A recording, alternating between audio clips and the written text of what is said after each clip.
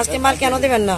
মাল দেন, লোকজন দাঁড়িয়েছে, আপনি মাল দিবেন না কেন? মাল দেন।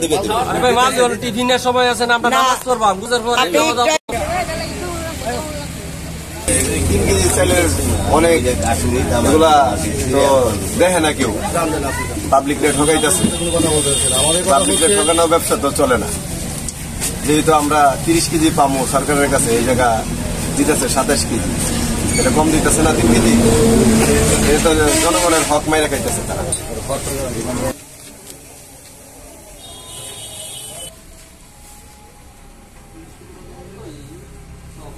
হ্যাঁ, এই মুহূর্তে আমি যে জিনিসটা দেখতেছি, এখানে 30 কেজি চাউলের করতে 27 কেজি চাউল দেখা যাচ্ছে। আচ্ছা, যাই হোক,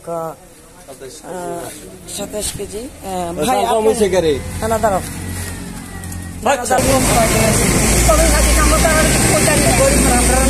তারা বুঝে